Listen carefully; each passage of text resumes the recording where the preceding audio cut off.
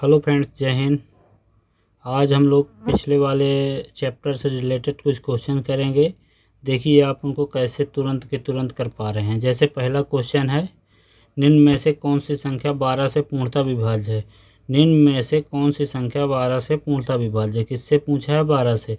तो 12 के दो ऐसे फैक्टर करो जैसे 4 और 3। तो पहले हम देख लेते हैं कौन सी संख्या 3 से पूर्णतः विभाज्य है।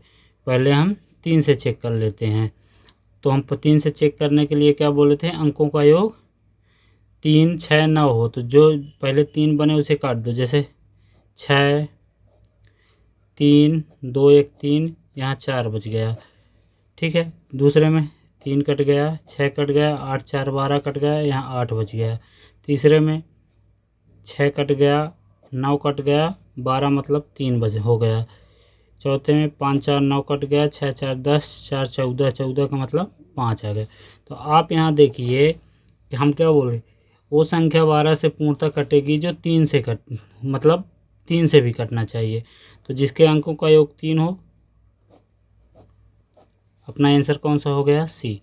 भाई ये 4 3 से नहीं कटता है, 8 3 से नहीं कटता है, 5 3 से नहीं कटता है, खाली 3 भर 3 से कटता है। दूसरा हमसे कौन सा पूछा है? निम्न में से कौन सी संख्या 4 और 8 दोनों से विभाज्य है। अब हमसे पूछा 4 और 8 दोनों से विभाज्य। तो पहले हम 4 से चेक कर लेते हैं। 4 से कौन सी कटती है? लास्ट के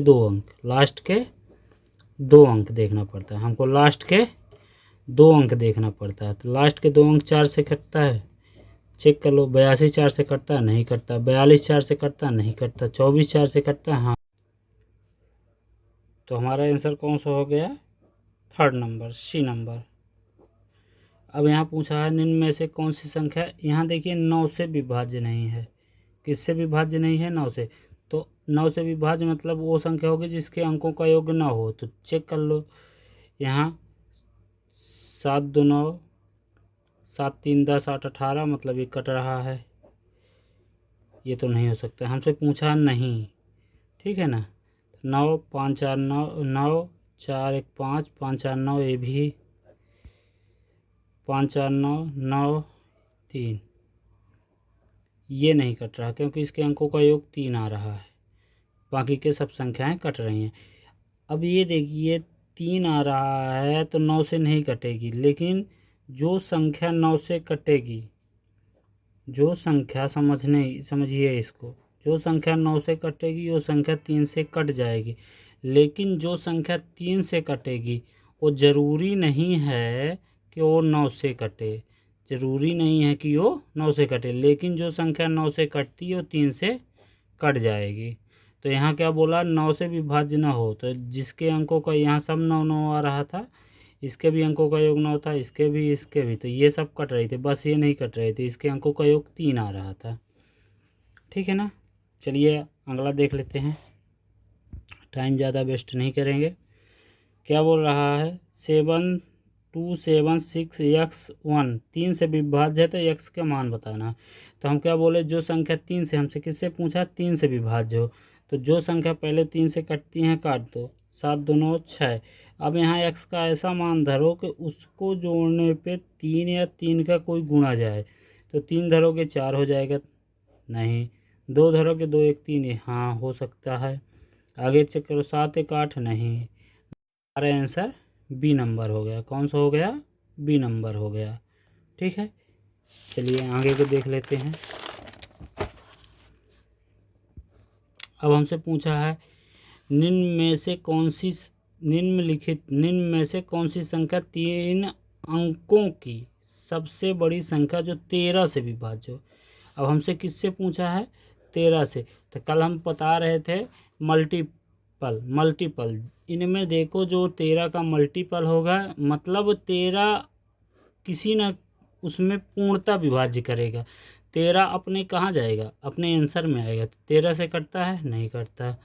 13 से 13 चौको 52, 6 5 4, 13 नहीं कटता। 13 से 3 91, 13 6 78, हाँ कटता है। 13 से नहीं कटता। एक ही नंबर आ गया, कौन सा? सी।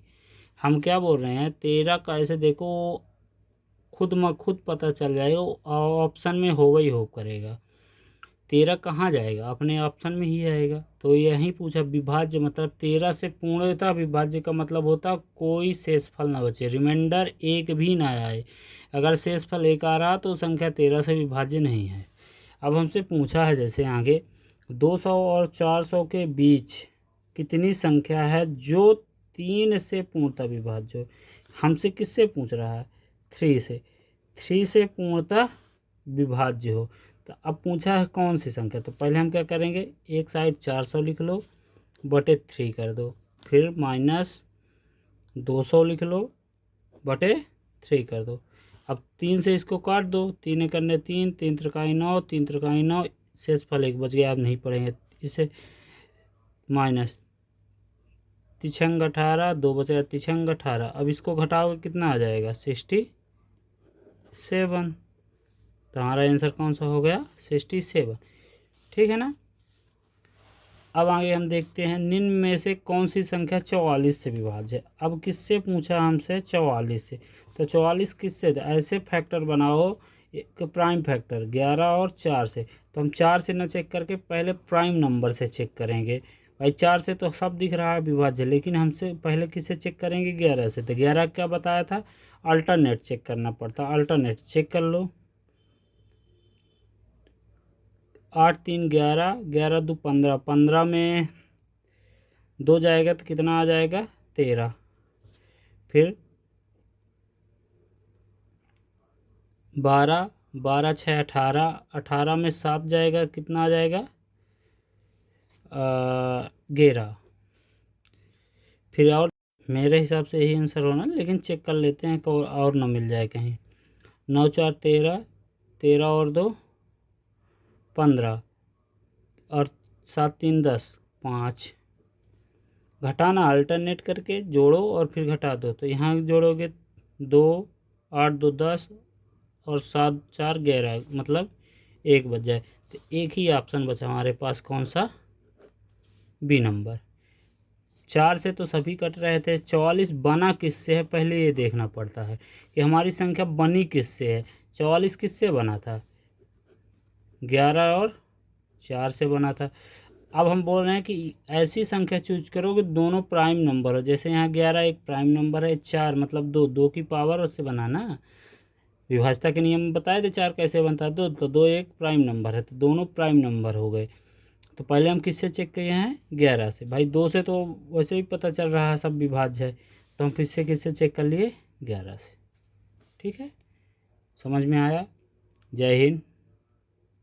कल LCM SCF पढ़ेंगे, आप लोग देखिए। जय हिंद, वंदे मातरम। आप लोग विभाज्यता के नियम को बढ़िया से पढ़िएगा, हम इसका यूज हर चैप्टर में करेंगे। कल जब हम LCM SCF पढ़ेंगे, आपको इसी से यूज दिखाएंगे कि आप आंसर कितना फास्ट कर पा रहे हैं। आपको क्वेश्चन हल करने की ज़रूरत नहीं पड़ेगी, हम सीधे ऑप्शन से ही आपको करके दिखाएंगे। ये चीज़ आपको हर चैप्टर में हम दिखाएंगे, सिखाएंगे कैसे यूज होता है। बस आप नंबरों को सीखिए, नंबरों से खेलना सीख जाएंगे। आप देखते रहिए, मैथ आपको एकदम मजाक लगेगी, मजाक। इससे सरल कोई सब्जेक्ट ही नहीं है।